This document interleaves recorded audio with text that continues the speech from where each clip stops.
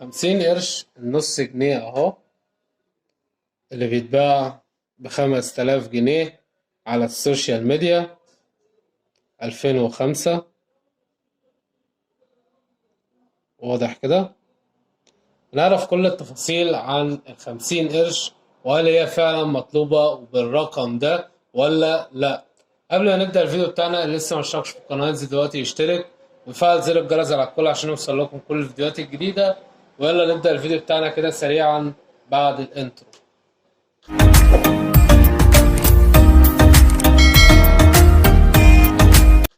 ورجعنا لكم تاني. معانا ال50 قرش او النص جنيه 2005. في على الفيسبوك جروبات كتير جدا، في منها مجموعة داخلين اللي هم يرفعوا في سعر ال50 قرش اللي هي 2005، ويقولوا ب5000 جنيه عشان الناس كلها تجري تشتري النص جنيه ده، ويدخلهم هم اللي يبيعوا للناس النص جنيه. لازم كلنا نفهم الفكرة ماشية ازاي. يعني احنا دلوقتي بندخل على الجروبات بتاعة الفيس، نلاقي ناس عارضة طالبين ال50 قرش 2005. طيب هي كتير جدا ومتوفرة مع كل الناس. طيب الناس ديت الهدف منهم ان هم يعملوا كده ليه؟ عشان يغلوا سعر العملة. دي حاجة. تاني حاجة ان هم اللي يدخلوا يبيعهم بالسعر الغالي، تيجي انت تشتري وتلم اللي في السوق منهم، هم تيجي تبيع مش هتبيع النص جنيه عادي خالص. ما يعملش الاسعار دي نهائي.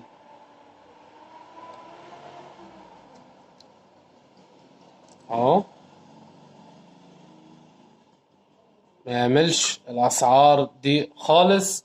الكل يخلي باله، محدش ان هو يدخل يصدق الحاجات دي خالص. مفيش نص جنيه لسه متداول يعمل 5000 جنيه نهائي. الهدف من الناس ديت ان هي ترفع سعر العملة، وبالتالي هم اللي يدخلوا ويبيعوا.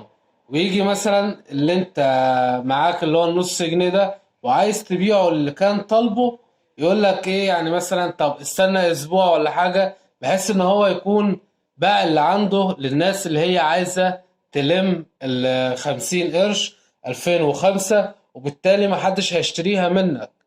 فانت ما تدورش على الحاجات ديت خالص، ولا تركز في الحاجات اللي هي متداولة حاليا.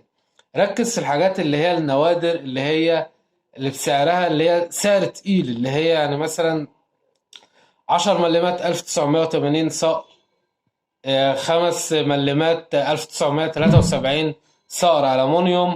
الحاجات ديت اللي سعرها غالي، ما تشغلش بالك خالص ولا ب50 قرش 2005 ولا الجنيه 2005. الحاجات ديت كلها بيتم التلاعب عليها على جروبات الفيسبوك، بحيث ان الاسعار الحاجات ديت ترتفع على الفاضي ومحدش هيشتريها. بالتالي انت اللي هتكون خسران. قبل ما تشتري اي عملات اقنع نفسك، قبل ما تبيع عملات اقنع نفسك. تقنع نفسك ازاي ان ديت فعلا تساوي السعر ده ولا لا؟ طيب اللي معاه عملات وعاوز يبيعها هيبيعها ازاي؟ عندك طريقتين، ودولت اكتر طريقتين تقدر تبيع من خلالهم اي عملات معاك. الطريقة الأولى وهي جروبات الفيسبوك للعملات القديمة في مصر، بس أهم حاجة تخلي بالك ما تبيعش لأي حد. يعني حد اللي هو هتثق فيه تقابله، وتخلي بالك لأن فيه بيتم تبديل العملات. يعني اللي بيجي يشتري منك العملات بيبدلها حاجة، مثلا هو بياخد الحاجة اللي معاك اللي هي مظبوطة وبيبدلها لك بحاجة يا مزورة يا إما حاجة بايظة. كل يخلي باله من بيع العملات. الأيام دي كتير جدا بيتم التلاعب عليها. طيب الطريقة التانية وهي تطبيق أوليكس. تقدر برضو تبيع من خلاله أي عملات معاك.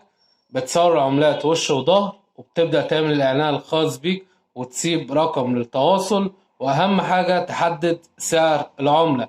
يعني لو عملتك ب100 جنيه تحط ال100 جنيه عملتك ب20,000 جنيه، حط ال20,000 جنيه. تمام. محدش يصدق ال50 قرش ولا الجنيه خالص ان هما بالاسعار ديت، لان العملات ديت يا جماعة لسه متداولة. طيب لو حابب انا ابيع الحاجات ديت هبيعها بكام؟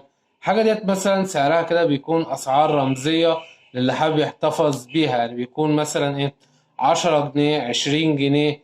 بس ده المتداول حاليا، وديت الاسعار اللي بيتم البيع بيها. يا ريت اللي استفاد من الفيديو ما ينساش يدعمنا بلايك، سبسكرايب، وتفعيل زر الجرس على الكل عشان يوصلكم كل الفيديوهات الجديدة. والسلام عليكم ورحمة الله.